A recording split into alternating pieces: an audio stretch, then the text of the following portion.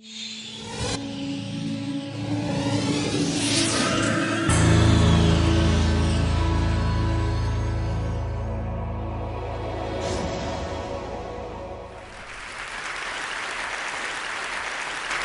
I was 7 years old and my sister was just 5 years old, we were playing on top of a bunk bed. I was 2 years older than my sister at the time. I mean, I'm 2 years older than her now, but at the time that meant she had to do everything that I wanted to do, and I wanted to play war. So we were up on top of our bunk beds, and on one side of the bunk bed I had put out all my G.I. Joe soldiers and weaponry, and on the other side were all my sister's Milos and ponies and ready for a cavalry charge. There are differing accounts of what actually happened that afternoon, but since my sister is not here with us today, let me tell you the true story. Which is my sister is a little bit on the clumsy side, and somehow, without any help or push from her older brother at all, suddenly Amy disappeared off of the top of the bunk bed and landed with us crash on the floor. And I nervously peered over the side of the bed to see what had befallen my fallen sister, and saw that she had landed painfully on her hands and knees on all fours on the ground. I was nervous because my parents had charged me with making sure that my sister and I played as safely and as quietly as possible. And seeing as how I had accidentally broken Amy's arm just 1 week before,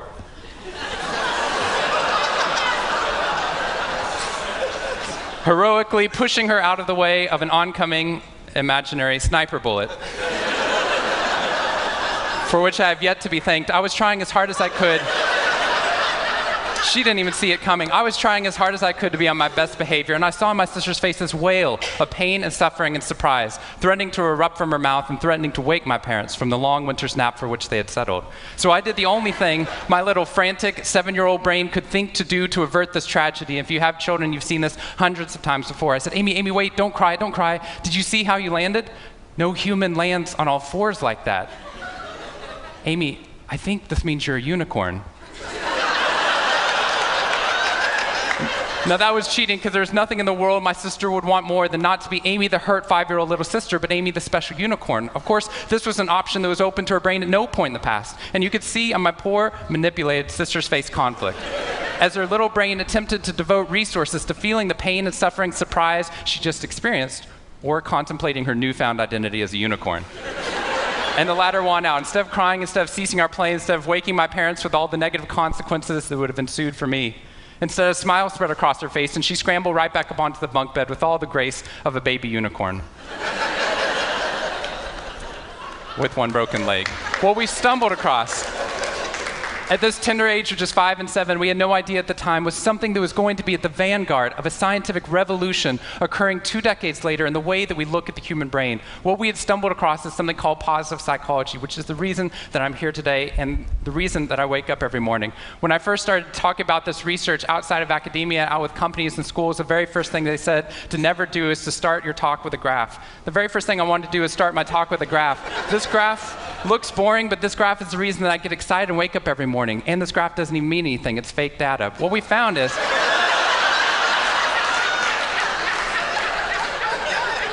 if I got this data back studying you here in the room, I would be thrilled, because there's very clearly a trend that's going on there, and that means that I can get published, which is all that really matters.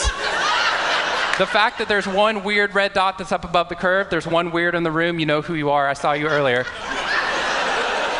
That's no problem. That's no problem, as most of you know, because I can just delete that dot. I can delete that dot because that's clearly a measurement error, and we know that's a measurement error because it's messing up my data. So one of the very first things that we teach people in economics and statistics and business and psychology courses is how, in a statistically valid way, do we eliminate the weirdos? How do we eliminate the outliers? So that we can find the line of best fit, which is fantastic if I'm trying to find out how many Advil the average person should be taking, too. But if I'm interested in potential, if I'm interested in your potential, or for happiness, or productivity, or energy, or creativity, what we're doing is we're creating the cult of the average with science. If I ask a question like, how fast can a child learn how to read in a classroom? Scientists change the answer to, how fast does the average child learn how to read in that classroom? And then we tailor the class right towards the average. Now, if you fall below the average on this curve, then psychologists get thrilled, because that means you're either depressed, or you have a disorder, or hopefully both. We're hoping for both, because our business model is if you come into a therapy session with one problem, we want to make sure you leave knowing you have 10. So you'll keep coming back over and over again. We'll go back into your childhood if necessary, but eventually what we want to do is to make you normal again. But normal is merely average. And what I posit and what positive psychology posits is that if we study what is merely average, we will remain merely average. That instead of deleting those positive outliers, what I intentionally do is come into a population like this one and says, why? Why is it that some of you are so high above the curve in terms of your intellectual ability, athletic ability, musical ability, creativity, energy levels, your resiliency in the face of challenge, your sense of humor? Whatever it is, instead of deleting you, what I want to do is study you. Because maybe we can glean information, not just how to move people up to the average, but how we can move the entire average up at our companies and schools worldwide. The reason this graph is important to me is when I turn on the news, it seems like the majority of the information is not positive. In fact, it's negative. Most of it's about murder, corruption, diseases, natural disasters, and very quickly, my brain starts to think that's the accurate ratio of negative to positive in the world. What that's doing is creating something called the medical school syndrome, which if you know people who have been to medical school during the first year of medical training, as you read through a list of all the symptoms and diseases that could happen, suddenly you realize you have all of them. I have a brother-in-law named Bobo, which is a whole other story. Bobo married Amy the unicorn. Bobo called me on the phone from Yale Medical School. And Bobo said, Shawn, I have leprosy. Which even at Yale is extraordinarily rare. But I had no idea how to console poor Bobo because he had just gotten over an entire week of menopause. See, what we're finding is not necessarily the reality that shapes us, but the lens through which your brain views the world that shapes your reality. And if we can change the lens, not only can we change your happiness, we can change every single educational and business outcome at the same time. When I applied to Harvard, I applied on a dare. I didn't expect to get in, and my family had no money for college. When I got a military scholarship 2 weeks later that allowed me to go, suddenly something that wasn't even a possibility became a reality. When I went there, I assumed everyone else would see it as a privilege as well, that they'd be excited to be there. Even if you're in a classroom full of people smarter than you, you'd be happy just to be in that classroom, which is what I felt. But what I found there is while some people experienced that, when I graduated after my 4 years and then spent the next 8 years living in the dorms with the students, Harvard asked me to. Wasn't that guy. But what happened, I was an officer of Harvard to counsel students through the difficult 4 years, and what I found in my research and my teaching is that these students, no matter how happy they were with their original success of getting into the school, 2 weeks later their brains were focused not on the privilege of being there, nor on their philosophy or their physics. Their brain was focused on the competition, the workload, the hassles, the stresses, the complaints. When I first went in there, I walked into the freshman dining hall, which is where my friends from Waco, Texas, which is where I grew up, I know some of you have heard of it. When they come to visit me, they look around, they say, this freshman dining hall looks like something out of Hogwarts from the movie Harry Potter, which it does. This is Hogwarts from the movie Harry Potter, and that's Harvard. And when they see this, they say, Shawn, why do you waste your time studying happiness at Harvard? Seriously, what does a Harvard student possibly have to be unhappy about? Embedded within that question is the key to understanding the science of happiness. Because what that question assumes is that our external world is predictive of our happiness levels. When in reality, if I know everything about your external world, I can only predict 10% of your long-term happiness.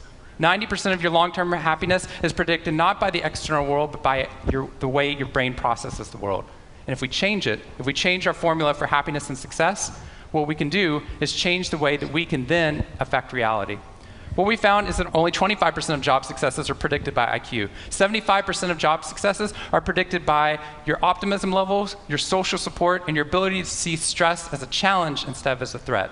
I talked to a boarding school up in New England, probably the most prestigious boarding school, and they said, we already know that. So every year, instead of just teaching our students, we also have a wellness week, and we're so excited. Monday night, we have the world's leading expert coming in to speak about adolescent depression. Tuesday night is school violence and bullying. Wednesday night's eating disorders. Thursday night is illicit drug use. And Friday night, we're trying to decide between risky sex or happiness. I said that's most people's Friday nights.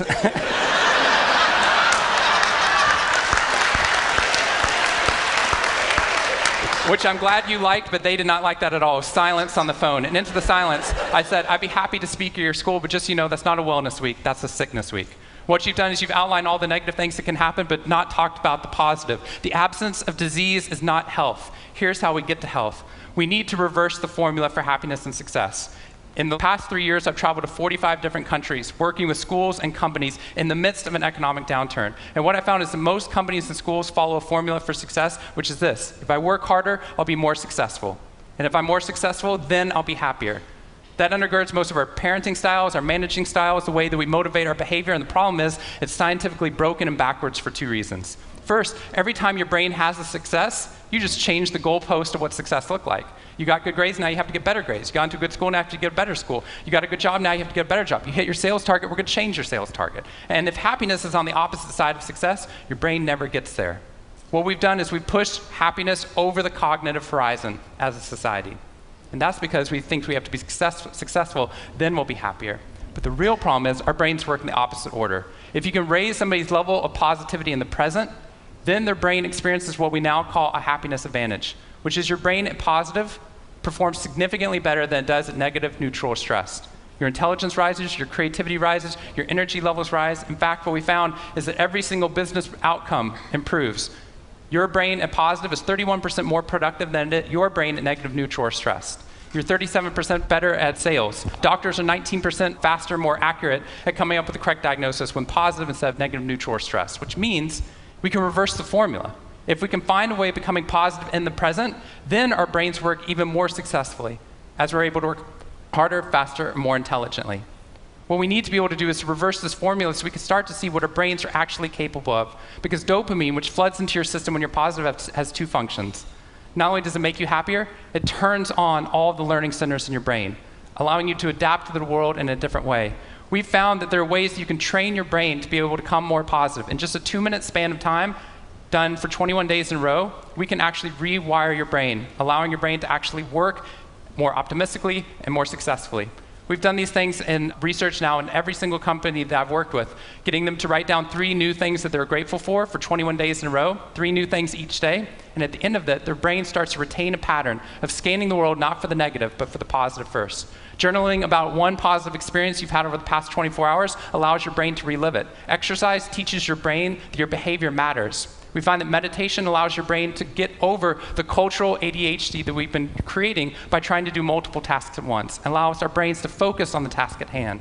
And finally, random acts of kindness or conscious acts of kindness. We get people, when they open up their inbox, to write one positive email praising or thanking somebody in their social support network. And by doing these activities and by training your brain, just like we train our bodies, what we found is we can reverse the formula for happiness and success, and in doing so, not only create ripples of positivity, but create a real revolution. Thank you very much.